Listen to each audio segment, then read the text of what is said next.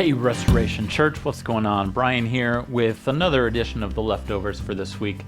I was reading a news article today, actually, about the Michigan football Wolverines. And greatest team in the world, so just throwing that out there. Sorry to all of you other people who don't believe that. But that's just truth. We just spit truth here at Restoration. I was reading this news article, though, this week and today about Jim Harbaugh and the way that they've coached this season to at least a good start. Who knows if that's going to last? I don't know. I'm a Detroit Lions fan at heart, so I'm always waiting for the other shoe to drop. So I was reading this article, though. They got off to a good start, and he was talking about how he was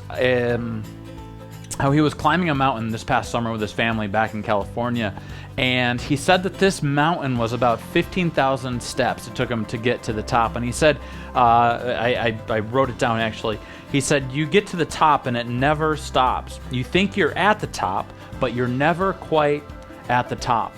And I was just thinking back to the message that we had this past weekend about if you're not there yet, don't stop. If you're not there yet, it means that you're not there yet. And I just wanted to encourage us that we are never at the top of the mountain. There's always another step. There's always those 20 more miles to go. That's what Jacob had to do to get from Shechem down to Bethel. And in this next chapter, in chapter 35, we're going to see some redemption for Jacob, for his family, and get back onto the right track. Part of it is finalizing those 20 miles and going those final 20 miles.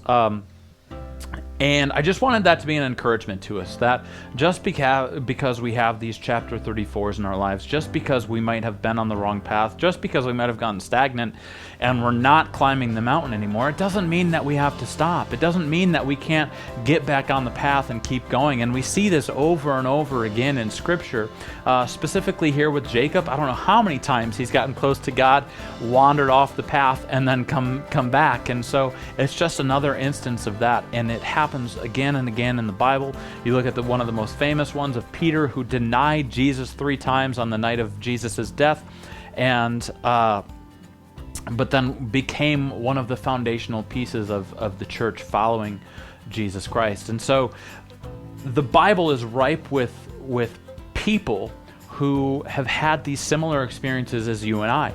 And we just have to keep going. We can't stop. We can't slow down, because when we slow down, we become complacent. And when complacent comes in, that's when sin gets to come in. That's when the 34s come in.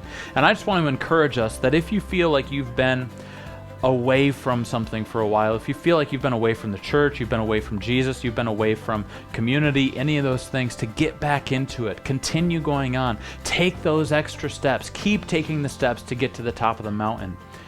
The people who do, Michigan always also has that phrase in their stadium, in the tunnel, I believe it is, or maybe it's in their locker room, I'm not sure, but it says, those who stay will be champions. Those who stay, those who are committed, those who, okay, and you can say, well, not recently, but you know what I get, right? You know what I mean?